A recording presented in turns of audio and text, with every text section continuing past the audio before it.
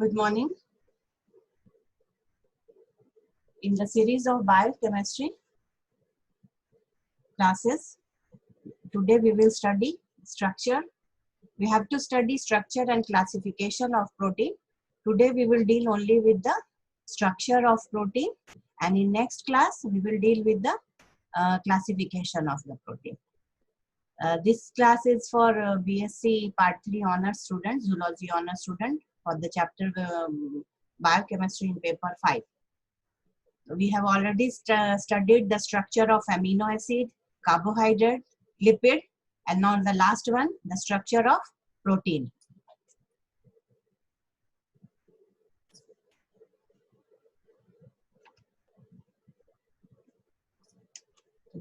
पहला जो होता है वो ये चार तरह का होता है actually, primary structure, secondary structure, tertiary structure and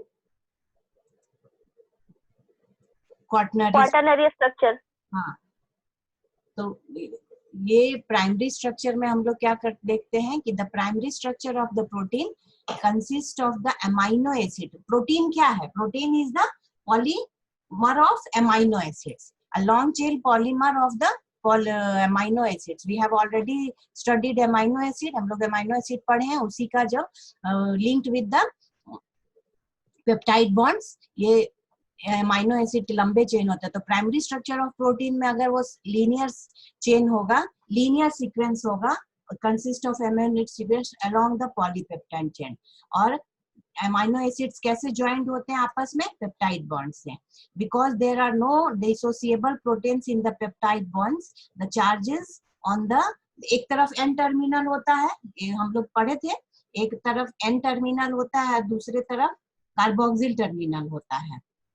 So the charges on a polypeptide chain are due only to the N-terminal amino group, the C-terminal amino group, and the side chain of the amino acid residues. The primary structure determines the further. और इसी अभी जो दूसरा हम लोग secondary structure पढ़ेंगे, tertiary structure पढ़ेंगे, ये प्राइमरी स्ट्रक्चर्स का ही कॉम्प्लेक्सिटी हमें देखने को मिलेगा. The primary structure determines the further level of organizations of protein molecules.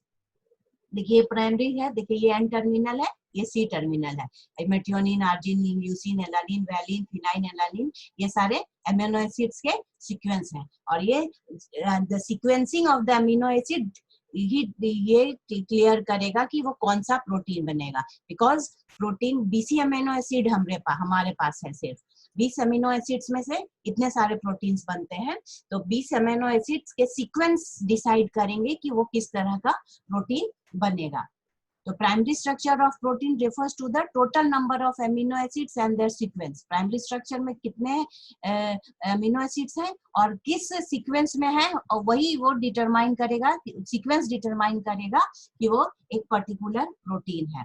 The fixed number of amino acids are arranged in a particular sequence. I am repeating all the time by time कि जो sequence है that determines the property of protein.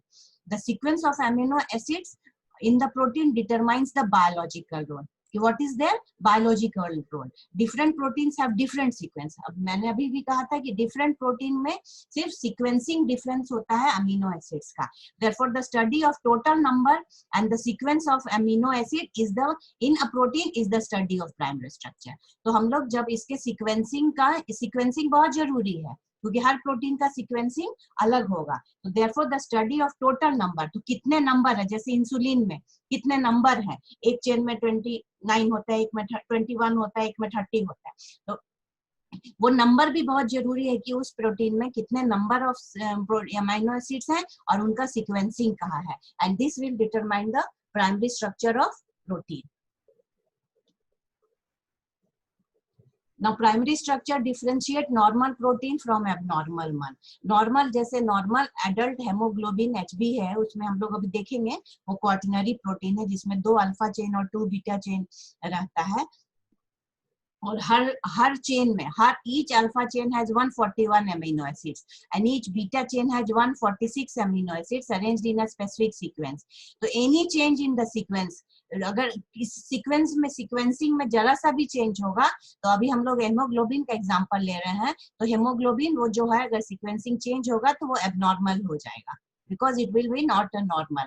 Like in sickle cell anemia, जब हम लोग पढ़ते हैं sickle cell haemoglobin में क्या होता है कि जो एमिनो एसिड वैलिन है it present at 6th position of the P chain instead of glutamic acid in the normal hemoglobin. Normal haemoglobin में ग्लूटामिक एसिड होता है, लेकिन अगर वहां पे उस पोजीशन पे वैलिन आ जाता है तो ये सिकल सेल हेमोग्लोबिन एबनॉर्मल हो जाता है.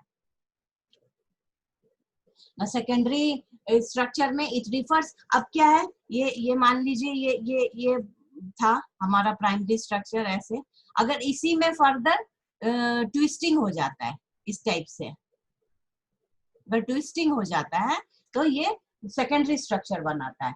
यही प्राइमरी प्रोटीन है, प्राइमरी चेन जो है प्राइमरी टाइप ऑफ प्रोटीन, उसमें फर्दर ट्विस्टिंग होता है, उसमें बॉन्ड्स बन जाते हैं बीच में आपस में ही इंट्रा मॉलिक्यूल, तो वो polypeptide chain into a helical form होता है. इसमें 3 तरह का होता है, अल्फा, बीटा और रिवर्स टर्न, मतलब कि इसमें बहुत सारे लूप्स हैं, बैंड्स हैं, वो हैं, लेकिन मेनली 2 तरह के होते हैं, अल्फा एंड बीटा. अभी तक जैसे इस मोनोपेप्टाइड में सिर्फ पेप्टाइड बॉन्ड्स हमें देखने को मिल रहे थे, यहाँ पे हमें हाइड्रोजन बॉन्ड्स भी देखेंगे. ये जो एक दूसरे के पास में जो अमीनो एसिड आते हैं उनके बीच में हाइड्रोजन बॉन्ड्स बन सकते हैं.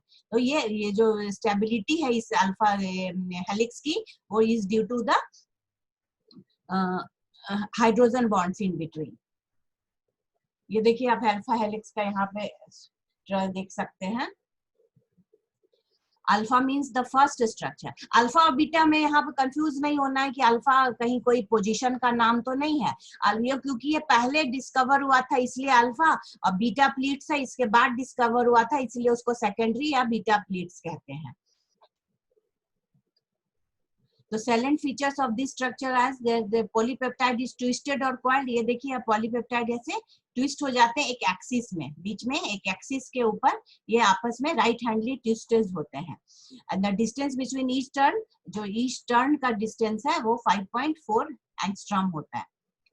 एंड देयर आर 3.6 अमीनो, एक टर्न में 3.6 अमीनो एसिड्स होते हैं.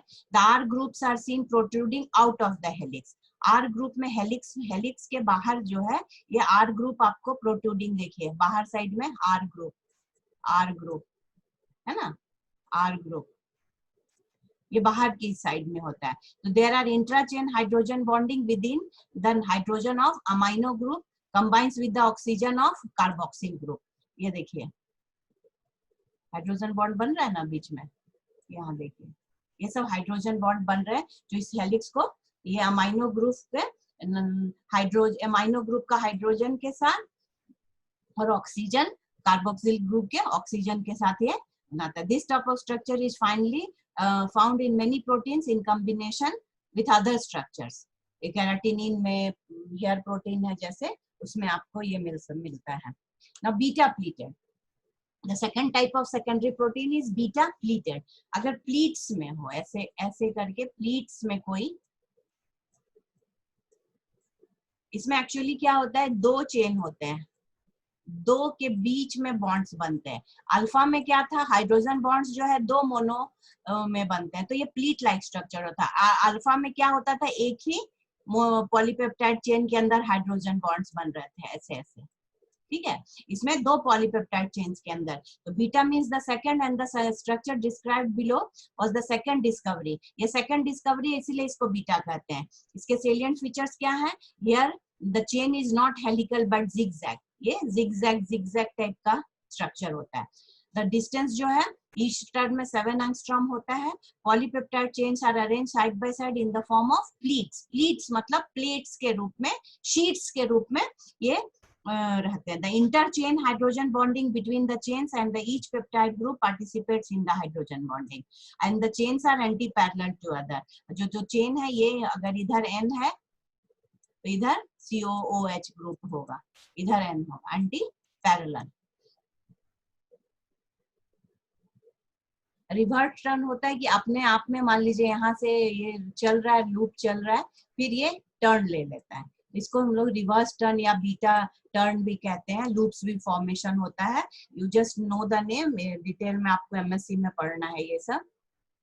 तो सेकेंडरी स्ट्रक्चर के बारे में हम लोगों ने क्या पढ़ा Secondary structure includes various type of local conformation in which the atoms of side chains are not involved. Secondary structure are formed by the regular repeating pattern. Repeating pattern होता है जो सेम का क्वाइलिंग हो जाता है, pattern of hydrogen bonds formation between the backbone atoms. ठीक है, इसमें अल्फा सीड्स और बीटा सीड्स दो मेन होते हैं, other types of folding patterns भी होते हैं. अल्फा हेलिक्स हम लोग पढ़ चुके हैं, beta helix. Alpha helix is a right handed coiling होता है उसमें. अब आज जो ग्रुप है वो आउटसाइड रहता है, ये बताए थे हाइड्रोजन बॉन्ड CO और NH ग्रुप के बीच में बनता है, ये भी मैंने बताया. The side chain substituent of the amino acid fits in beside NH groups.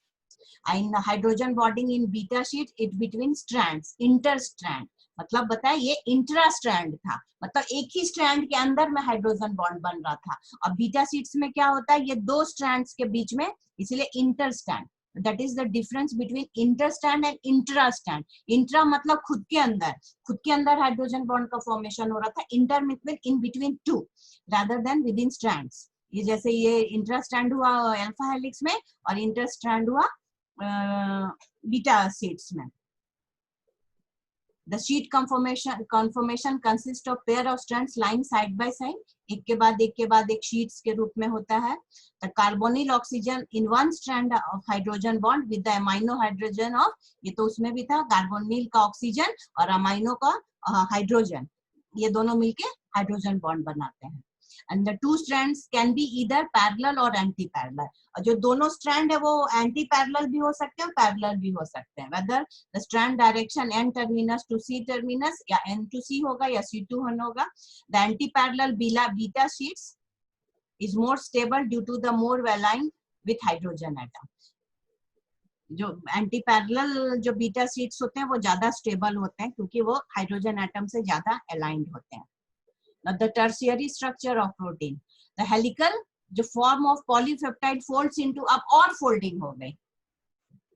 ऐसे पहले ये ठीक था, अब इसमें मान लीजिए फिर ये बीटा टर्न लिया, फिर इधर है, फिर बीटा टर्न लिया, फिर ऐसे ये फर्दर फोल्डिंग अगर हो जाता है. The helical form of polypeptide folds into spherical globular. अब ये पहले लीनियर टाइप का था, अब ये ग्लोबुलर टाइप हो गया. ठीक है, और ये फंक्शनल प्रोटीन होता है, ये स्ट्रक्चरल प्रोटीन होता है. इसमें क्योंकि ज्यादा functional groups active sites free नहीं होते हैं, इसमें एक्टिव साइट्स फ्री होते हैं.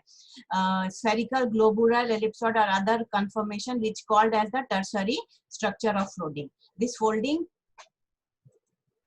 This folding is necessary for the biological activity of the protein, that is enzymes and immunoglobulins. You know कि ये पर्टिकुलर एंजाइम पर्टिकुलर के साथ ही इंटरेक्ट करता है, दूसरे के साथ नहीं, क्योंकि वहां स्पेसिफिसिटी होती है. और ये स्पेसिफिसिटी कहाँ से आती है, ये एक्टिव साइट जो ये है, ये क्योंकि यहाँ पे स्पेसिफिक होता है, इतने सारे बॉन्ड्स अब इसमें आ जाते हैं कि अलग अलग जगह पे सिर्फ स्पेसिफिक के लिए ही होता है. तो ये इसीलिए ये एंजाइम्स और इम्यूनोग्लोबिन्स के लिए स्पेसिफिक होता है.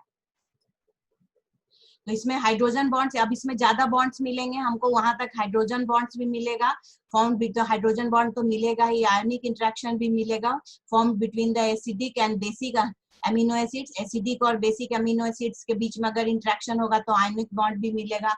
वहां यहाँ आपको डाइसल्फाइड भी बॉन्ड मिलेगा. This strong bond formed between the sulfur hydryl group of two cysteine amino acids. दो cysteine amino acids के बीच में ये डाइसल्फाइड बॉन्ड बनता है. ठीक है, the resultant dimer structure formed is known as cysteine. Hydrophobic interactions भी होता है क्योंकि इतने सारे ये पूरे फोल्डेड हो जाते हैं एक तरह से, तो बहुत सारे मॉलिक्यूल्स आपस में हाइड्रोफोबिक नेचर, हाइड्रोफिलिक नेचर है, तो उसके अनुसार जो इंटरेक्शन होता है, तो वहां पे सिर्फ हमें हाइड्रोजन बॉन्ड्स मिल रहा था, यहाँ पे हाइड्रोजन बॉन्ड, आयनिक इंटरेक्शन, डाइसल्फाइड बॉन्ड और हाइड्रोफोबिक इंटरेक्शन भी देखने को मिल रहा है. ये देख लीजिए आप, है ना, ये देख रहे हैं, यहाँ ये बॉन्ड है, ये जो H बॉन्ड आपको जो डॉटेड स्टार्टर में है, ये आयनिक कंसंट्रेशन है. ये जो हाइड्रोफोबिक इंटरेक्शन, ये चीज यहाँ पे आप दिख रहे हैं, ये हाइड्रोफोबिक इंटरेक्शन है. ठीक है, डाइसल्फाइड बॉन्ड, यहाँ पे सिस्टीन होगा तो disulphide bond. or tertiary structure. The tertiary structure of protein refers to its overall three dimension conformation. ये जो हमारा जो टर्शियरी स्ट्रक्चर ही अभी हम डील कर रहे हैं, तो अभी तक जो 2 डायमेंशनल था ये 3 डायमेंशनल हो जाता है. The types of interaction between the amino acids residue produces the 3 dimensional shape. ठीक है, जो टर्शियरी स्ट्रक्चर है ये 3 डायमेंशनल है. कोवैलेंट डाइसल्फाइड बॉन्ड भी हम लोग को देखने को मिला, hydrophobic amino acid amino bonds भी देखने, हाइड्रोजन बॉन्ड भी देखने को मिला. अब ना क्वार्टरनरी स्ट्रक्चर. अब क्वार्टरनरी स्ट्रक्चर में अभी तक एक ही हेलिकल का फोल्डिंग हो रहा था. अब अगर 2 से या 2 से ज्यादा हेलिकल आपस में आके ज्वाइन करेंगे तब ये क्वार्टरनरी स्ट्रक्चर बनाता है. जैसे ये 4 आप देख सकते हैं, अल्फा 2 है, एक अल्फा 1, अल्फा 2, बीटा 1, बीटा 2. ये हेमोग्लोबिन में होता है, 4 यूनिट होता है. तो quaternary structure is exhibited by oligomeric proteins.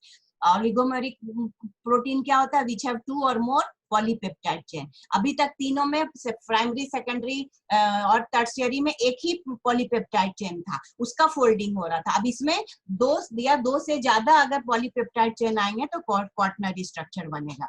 The quaternary structure refers to the type of arrangement of polypeptides in an oligomeric protein. These polypeptides are held together either by hydrogen bond, ionic bond, van der Waals forces. ठीक है, ये तो अभी मैंने जो tertiary में हुआ, इसमें भी आपको बहुत एक्टिव साइट्स मिलेंगे. हीमोग्लोबिन है, जैसे फॉर एग्जांपल हीमोग्लोबिन का 4 है, जिसमें अल्फा 2 बीटा चेन रहते हैं. ठीक है, ये जो दिखाया गया है उसमें बीटा 1 और अल्फा 1, अल्फा 2, बीटा 1, बीटा 2. तो quaternary structure refer to the interaction of 1 और मोर सब यूनिट्स. इसमें एक से ज्यादा सब यूनिट है, फंक्शनल प्रोटीन है, using the same forces to stabilises the tertiary structure. In the special arrangement of subunits the protein that consist of more than 1 polypeptide chain. तो ये एक्चुअली हमारा हो गया, यही 4 स्ट्रक्चर है जो हमारे प्रोटीन के मेन है: primary, secondary, tertiary and quaternary. देखिए आप यहाँ पे हम लोग चारों में देख सकते हैं. प्राइमरी स्ट्रक्चर है अमाइनो एसिड्स, जब सिंगल चेन है. इसी में 2 तरह का, सेकेंडरी में अगर इसका फोल्डिंग हो गया तो 2 तरह का अल्फा हेलिक्स और बीटा शीट्स. ये आप देख सकते हैं बीटा शीट्स, ये बीच में 2 के बीच में हाइड्रोजन बॉन्ड. अब इसका ही फर्दर और 3D स्ट्रक्चर हो जाएगा, तब वो टर्सरी स्ट्रक्चर हो जाएगा. बीटा शीट्स है, अल्फा हेलिकल्स भी आप सकते हैं. और क्वार्टरनरी स्ट्रक्चर में एक से ज्यादा अगर आपस में मिल जाएंगे तब ये क्वार्टरनरी स्ट्रक्चर होगा. Next class we will study about the classification. Classification based on structure, classification based on composition, classification based on function हम लोग अगले क्लास में पढ़ेंगे. ये एक अमीनो एसिड का स्ट्रक्चर आप देख सकते हैं. एक तरफ एन एंड होता है, एक तरफ कार्बोक्सिलिक एंड होता है. ये आर ग्रुप है. मैंने पहले आपको अमीनो एसिड के स्ट्रक्चर में पढ़ा चुकी हूँ. तो this is about the structure, basic structure of protein.